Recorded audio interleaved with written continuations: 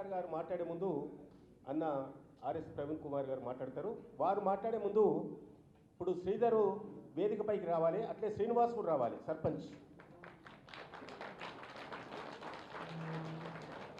ఎవరు రావద్దు. శ్రీనివాస్ పెద్దూరు సర్పంచ్ అండ్ శ్రీధర్.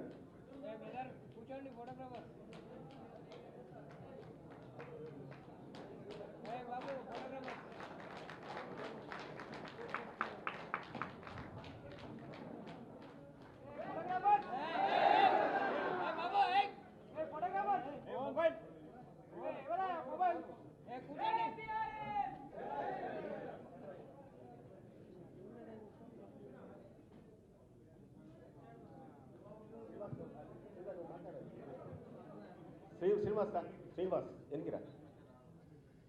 శ్రీనివాసు పెద్దూరు సర్పంచ్ అండి, ఎస్టీ. ఓకే, ఇప్పుడు శ్రీధర్ గారు, సోదరుడు శ్రీధర్ గారు 2 నిమిషాలు మాట్లాడాలి.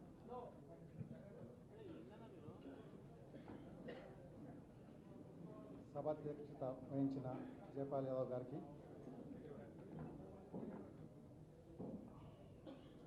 బీఆర్ఎస్ వర్కింగ్ ప్రెసిడెంట్ కేటీఆర్ గారికి, ఆర్ఎస్ ప్రవీణ్ కుమార్ గారికి, మరియు వేదిక అలంకరించిన పెద్దలకు, వేదిక కింద వైపు ఉన్నటువంటి నాయకులందరికీ, నాతోటి ఈ కార్యక్రమంలో జాయిన్ అవ్వడానికి వచ్చినటువంటి ప్రతి ఒక్కరికి పేరు పేరున వందనాలు. అయితే మీరు అనుకున్నది నిజమే. నేను ఆర్ఎస్ ప్రవీణ్ కుమార్ గారికి ఏకలవ్య శిష్యుడి ఫస్ట్. అంటే 2012లో సార్ ఎప్పుడైతే గురుకులాలకు సంబంధించినటువంటి సెక్రటరీగా ఉన్నారో ఆ రోజు నుంచి నేను ఫ్యాన్ అయిపోయినాను తన పని విధానానికి.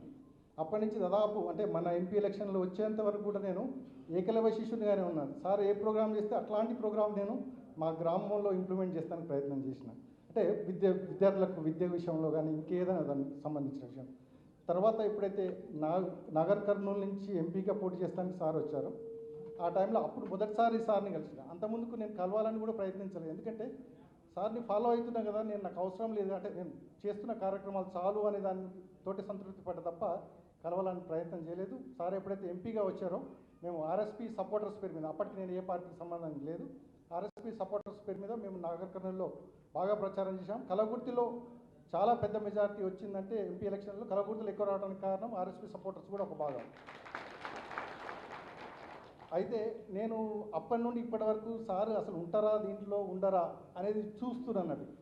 మళ్ళీ నేను పోతే సారు ఉంటారు అంటే సారు ఉన్నారంటే ఇక నేను రావచ్చు, అంటే సార్ 2 ఏళ్ళు ఉండగలిగారు అంటే నేను రావచ్చు అనే ఉద్దేశంతో నేను జాయిన్. అంటే నేను జాయిన్ అయితే చాలా కారణాలు ఉన్నాయి. ఆర్ఎస్ ప్రవీణ్ కుమార్ సార్ ఒకరైతే, నేను నా బ్యాక్గ్రౌండ్ ఏంటంటే నేను విద్యార్థి దశ ఉన్నప్పుడు మీరు ఎన్ఆర్ఐ అనుకుంటున్నాను కాబట్టి ఏదో బయట నుంచి ఇక్కడ అంటే ఉన్నత చదువులు చదివి అక్కడెక్కడో ఉన్నత కుటుంబాల నుంచి పోయి అక్కడ ఉద్యోగం చేసి వచ్చేయడానికి ఆలోచన తీసేయాలి. నేను విద్యార్థి ఉద్యమాల నుంచి వచ్చినవాడిని. పీడిఎస్యు, బిఎస్ఎఫ్ లాంటి విద్యార్థి ఉద్యమాలలో ఉన్నాను. తర్వాత కృష్ణా గోదావరి జలాల కోసం జరిగినటువంటి జలసాధన ఉద్యమాల్లో దుశ్శర్ల సత్యనారాయణ గారి వెంట పాల్గొన్నది ఆ కార్యక్రమాలు కూడా. ఈరోజు మీరు దుశ్శర్ల సత్యనారాయణ గారు అంటే ప్రకృతి ప్రేమికుడు అని వింటారు, కానీ ఆయన అంతకంటే ముందు జలసాధన ఉద్యమం చేశారు. దాంట్లో నేను క్రియాశీలకంగా పాల్గొన్నాను. అంటే అప్పటి నుంచి ఇప్పటి వరకు నాలో ఆ ఉద్యమకారుడు బతికే ఉన్నాడు. 30 ఏళ్ళైనా సరే నేను ఆ ఉద్యమకారుని అట్లే ఉంచిన. ఈ మధ్యనే ఒకసారి సెల్ఫ్ టెస్ట్ కూడా చేసుకున్నాను, నేను ఆ ఉద్యమకారుడు బతుకుండా లేడా అని. ఈ మధ్యన చెరువు కబ్జాల మీద అప్పారెడ్డిపల్లిలో మేము పోరాటం చేసినాం. 45 రోజులు నిరంతరంగా, అంటే మొదటి రోజు నుంచి మొదలుపెట్టుకొని ఆ కబ్జా తీసేంత వరకు పోరాటం చేసినాం. అంటే ఆ సెల్ఫ్ టెస్ట్లో పాస్ అయ్యాను నేను. అంటే నాలో ఉద్యమకారుడు ఇంకా బతికే ఉండనేది నాకు నేను నిరూపించుకున్నాను. కాబట్టి అంటే మనము నా ఉద్యమ ప్రస్థానం అదైతే. ఇంకొకటి ప్రధాన విషయం ఏంటంటే 96-97లో తెలంగాణ మహాసభ ఏర్పడుతున్న టైంలో, మారోజు వీరన్న సమయంలో, ఆ టైంలో నాలో తెలంగాణ సంబంధించిన ఆలోచన మొదలైంది. ఎప్పుడైతే కేసీఆర్ గారు ప్రస్థానం మొదలుపెట్టారో తెలంగాణ గురించి, నాలో ఉధృతంగా అంటే నేను ఉన్నది బయట ఉండేది, ఇక్కడికి రాలేకపోతుండేది. అంటే ఇది ఎట్లుంటుందంటే విదేశాలలో ఉన్నది అభిమన్యుడు దాంట్లో చిక్కుకున్న దానిలాగా ఉంటుంది. అంటే లోపలికి పోవడమే తెలుసు కానీ బయటికి రావడం తెలియదు. బహుశా ఫస్ట్ అభిమన్యునేమో నేను బయటికి రాగలిగినాను ఆ చక్రవ్యూహం నుంచి, అంటే విదేశీ చక్రవ్యూహం నుంచి బయటకు వచ్చిన అభిమన్యులలాగా. అంటే తెలంగాణ గురించి ఇక్కడ పోరాటం జరుగుతుండేది. మేము అక్కడ టీవీలు చూస్తుండేది, అక్కడ టీవీల ముందులే జై తెలంగాణ అంటుండేది. అంటే అట్లా ఉండేది. ఆ తర్వాత నేను సరే నేను ఏదైనా ప్రారంభించాలని చెప్పి ఆర్కుట్ ఉన్న అంటే సోషల్ మీడియాలో ఆర్కుట్ ఉన్న టైంలోనే తెలంగాణ గురించి పోస్టులు పెట్టడం. తర్వాత నేను ఒకటి అంటే అంతకుముందుకు నేను డిగ్రీ సెకండ్ ఇయర్లో ఉన్నప్పుడే బ్లాక్ వాయిస్ అనే ఒక సాయంకాలం న్యూస్ పేపర్ స్టార్ట్ చేసిన. అది కొద్ది కాలం నడిపించలేకపోయిన ఆర్థిక ఇబ్బందుల వల్ల దాన్నే పేరుని తీసుకొని తెలంగాణ యాడ్ చేసుకొని తెలంగాణ బ్లాక్ వాయిస్ పేరు మీద నేను 2006 నుంచి యాక్టివ్గా సోషల్ మీడియాలో ఉన్నాను తెలంగాణ బ్లాక్ వాయిస్ మీద. అదేవిధంగా తెలంగాణ పేజీ కూడా నేను అడ్మిన్గా ఉండేది. అప్పుడు తెలంగాణ ఉద్యమానికి చాలా కంట్రిబ్యూట్ చేసినాం. ఒక్కోసారి అంటే మేము ఇక్కడున్న కార్యకర్తలు తెలంగాణ ఉద్యమాలకు సహాయం చేస్తానికి నేను ఇంకొక పార్ట్ టైం కూడా జాబ్ కూడా చేసేవాడిని. ఆ పార్ట్ టైం జాబ్ మొత్తాన్ని డబ్బులు తెలంగాణ ఉద్యమం కోసం ఖర్చు పెట్టినాను. ఇప్పుడు జలసాధన సమరం అనే పుస్తకాన్ని దుశ్శర్ల సత్యనారాయణ ఉద్యమ చరిత్ర మీద ఆయన ప్రస్థానం మీద చేసినటువంటి జలసాధన సమరం పుస్తకాన్ని నేను పబ్లిషర్గా ఉన్నాను. తెలంగాణ బ్లాక్ వాయిస్ పేరుతో ఎక్కడ కూడా నా పేరు ఉండదు. నేను ఈ సమయం అంతా కేటీఆర్ అన్న నేనంతా కూడా అజ్ఞాతవాసిగానే అంటే సోషల్ మీడియాలో నాకు ఐడెంటిటీ ఎక్కడ రివీల్ చేయలేదు. తెలంగాణ బ్లాక్ వాయిస్గానే ఉన్నాను. ఆ సంవత్సరం అంటే తెలంగాణ ఉద్యమం అయిపోయినంత వరకు కూడా తెలంగాణ బ్లాక్ వాయిస్గానే మిగిలిపోయాను. కేసీఆర్ గారు ఆ రోజు సుందర విజ్ఞాన కేంద్రంలో పుస్తక రిలీజ్ రోజు కూడా బ్లాక్ వాయిస్ స్టేజ్ మీదకి రావాలని చెప్పి అడగడానికి కూడా నేను అంటే ఐడెంటిటీ రివీల్ చేయొద్దనే దాంతో నేను అదే జనంలోనే ఉండిపోయిన తప్ప నేను ఎప్పుడు కూడా రివీల్ చేసుకోవడానికి ప్రయత్నం చేయలేదు. అయితే దాని తర్వాత తెలంగాణ వచ్చింది. తెలంగాణ వచ్చిన తర్వాత అంటే అప్పటి వరకు బాగా సోషల్ మీడియాలో రాత్రింబాగాలు ఉండేది. చివరికి నేను ఒక దశలో ఆస్ట్రేలియాలో ఉన్నప్పుడు రెండవ జాబ్ చేస్తుంటే అది ఉదయం పూట జాబ్ పోవడం కష్టమైంది. ఎందుకంటే రాత్రి మొత్తం ఈ పోస్టులు చేస్తుండే. ఎందుకంటే టైమింగ్ డిఫరెన్స్ వల్ల ఇక్కడ సాయంత్రం అయితే ఎక్కువ మంది చూస్తారనే ఉద్దేశంతో చాలా టైం ఆ పోస్టులు చేస్తుండేది. పోస్ట్ చేసినప్పుడు అంటే నైట్ మొత్తం నిద్ర కాసి పొద్దున జాబ్ కూడా లేట్ అయ్యేది. అట్లా చాలాసార్లు చూసి మొదటి జాబ్ కూడా వీకేసింది నాది తెలంగాణ.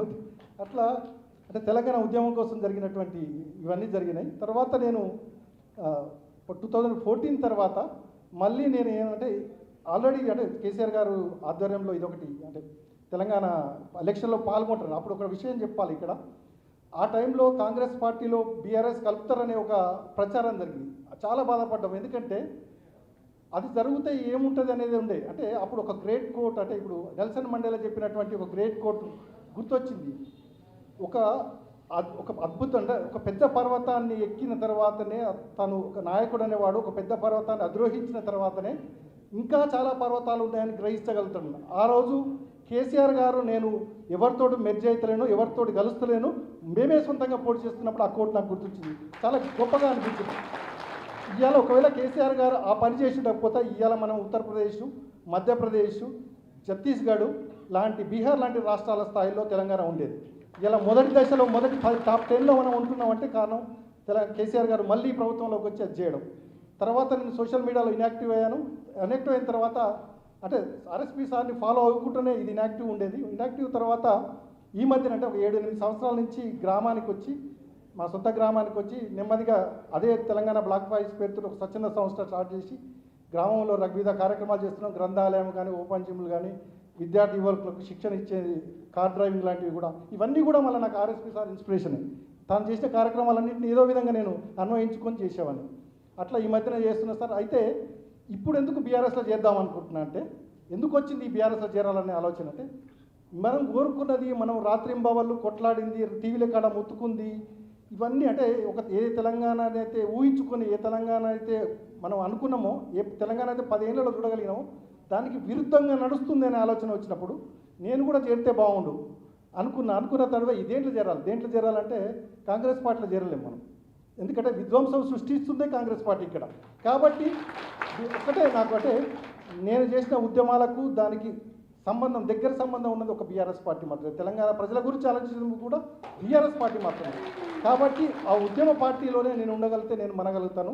ఆర్ఎస్పీ సార్ గారు 2 ఏళ్ళు ఉండగలుగుతారంటే నేను ఉండగలుగుతానని చెప్పి నేను దీంట్లో జాయిన్ నిర్ణయించుకున్నాను. ఆర్ఎస్పీ గారు సార్ వచ్చినప్పుడు అదేవిధంగా డౌట్ కంప్లీట్గా అదేవిధంగా నాకు గ్రామం వల్ల సార్ కొంతమంది ఉన్నారు, వాళ్ళు చాలా నాకు ఇన్స్పైర్ చేశారు. అడవి రాములు అని ఉంటాడు, ఒకసారి లేవాలి. ఆయన పార్టీ పుట్టిన కాడి నుంచి తను డైలీ లేబర్ చేసి కూడా జెండాను పెట్టి అంతమందిని ఎదిరించి ఊర్లో తనొక్కడే మొదలు స్టార్ట్ చేసిండు. తర్వాత సత్తయ్య గారు అని కూడా చాలా మంచి అంటే తెలంగాణ పార్టీని పట్టుకొని ఇప్పటి వరకు పోరాడుతున్నారు సార్. వాళ్ళంతా కూడా చాలా మంచి కార్యక్రమాలు చేశారు. నాకు ఇన్స్పైర్ వీళ్ళ వల్ల అయినా. అదేవిధంగా సోషల్ మీడియాలో నేను పిఆర్ఎస్లో చేరడానికి ప్రధాన కారణం, ఇంకొక కారణం ఏంటంటే సోషల్ మీడియాలో రోజు పోస్టులు చూస్తుంటారు సార్. మా ఊరు పక్కన నాగిల్లో ఉంది, నాగిల్లో మహేష్ అని ఉంటాడు. ఆయన రోజు పోస్టులలో టీఆర్ఎస్ కనబడుతుంది. నాకు టీఆర్ఎస్ అనే ఉంటుంది. అదేవిధంగా తిరుమల దాస్ నరేష్ గౌడ్ అని చాలా మీకు పెద్ద ఫ్యాను, సార్ కేసీఆర్ గారికి పెద్ద ఫ్యాను. వాళ్ళందరి నాకు నిజంగా ఇంత అభిమానం ఉందంటే దానికి కారణం ఏదో ఒకటి ఉంటుంది కదా. అంటే తెలంగాణ మీద మమకారము, తెలంగాణ కోసం బీఆర్ఎస్ చేస్తుందనేది ఉంటుంది కదా అనే ఆలోచనతోటి నేను కూడా బీఆర్ఎస్లో చేరాలని నిర్ణయించుకున్నాను సార్.